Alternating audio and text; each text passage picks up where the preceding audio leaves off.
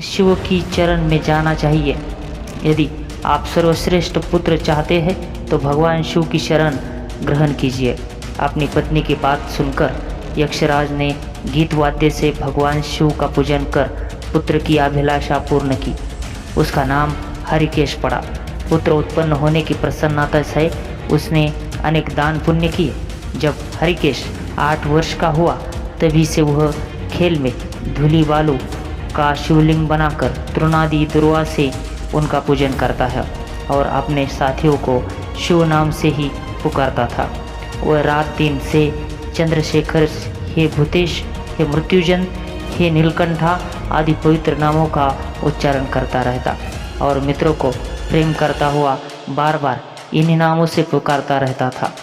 उनके कान के नाम के अतिरिक्त अन्य किसी को ग्रहण नहीं करते थे। वह शिव मंदिर को छोड़कर किसी अन्य जगह नहीं जाता। उसके नेत्र शिव के अतिरिक्त और कुछ भी देखने की इच्छा नहीं रखते थे। वह स्वप्न में भी भगवान शिव को ही देखता रहता था। हरिकेश की यह दशा देखकर उसके पिता ने उसे गृह कार्य में लगाने की अनेक चेष्टाएं की, परंतु उस पर कुछ भी असर नहीं हुआ। अंत में हरिकेश घर से निकल गया। कुछ दूर जाकर उसे भ्रम हो गया और वह मन ही मन में कहने लगा, हे शंकर, कहाँ जाऊँ, कहाँ रहने से मेरा कल्याण होगा।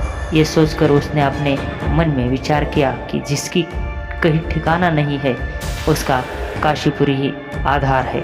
इस प्रकार निश्चय कर वो काशीपुरी हो गया।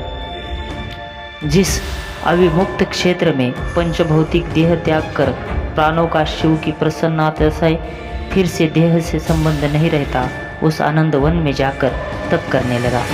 कुछ समय बाद भगवान शिव ने पार्वती को अपना विहार वन दिखाया। वह अनेक सुगंध युक्त पल्लों से सुशोभित था।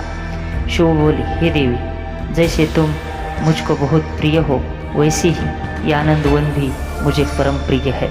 मेरे अनुग्रह से इस आनंद वन में मरे हुए को जन्म मरण का बंधन नहीं होता, अर्थात वो फिर संसार में जन्म नहीं लेता।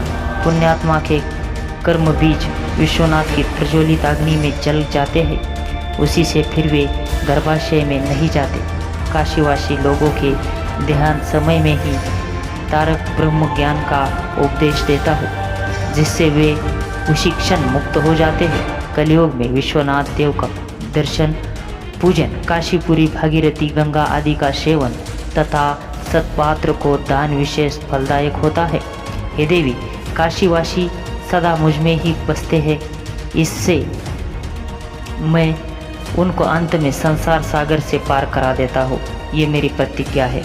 इस तरह वार्तालाप करते करते भगवान शिव उस स्थान पर पहुँच गए जहाँ ऋषिकेश समाधि लगाए बैठा था। उसको देखकर पार्वती ने कहा, भगवान, यह आपका तपस्वी भक्त है। इस समाधिस्थ भक्त को वर देकर उसका मनोरथ पूर्ण कीजिए। इसका चित्त केवल आप में ही लगा है और इसका जीवन भी आपके ही अधीन है। पार्वती की बात सुनकर भगवान शिव उसके पास गए और उन्होंने समाधि में स्थित उस हरिकेश को हाथ से स्पर्श किया। दया सिंधु का स्पर्श पाकर उस यक्ष ने आंखें खोलकर अपने सम्मुख प्रत्यक्ष अपने अभिष्ट को देखा। गद्गद स्वर में यक्ष ने कहा कि हे शंभो, हे पार्वती पते, हे शंकर, आपकी जय हो। आपके कर कमलों का स्पर्श पाकर मेरा यह शरीर अमृत रूप हो गया। इस प्रकार प्रिय वचन सुनकर भगवान शिव बोले, हे यक्ष, तुम इसी क्षण में मेरे वर में से मेरे क्षेत्र के दंडनायक हो जाओ। आज से तुम दुष्टों के दंडदायक और पुण्यवानों के सहायक बनो और दंडपानी नाम से विख्यात होकर सब उद्धट गणों का नियंत्रण करो। मनुष्य में सत्य, अर्थ नाम वाले संभ्रम और उद्भ्रम, ये दोनों गण सदा तुम्हारे साथ रहेंगे। तुम काशीवासी जनों से अन्नदाता, प्राणदाता, ज्ञानदाता हो जाओ और मेरे मुख से निकले तारक मंत्र के उपदेश से मोक्षदाता होकर नियमित रूप से काशी में निवास करो। भगवान शिव की कृपा से वही ऋषिकेश यक्ष काशी में दंडपानी के रूप में स्थित हो गया और भक्तों के कल्याण में लगा गया। कथा अगर अच्छी लगी होगी तो चैनल को सब्सक्राइब जरूर कर दीजिएगा दोस्तों। धन्यवाद।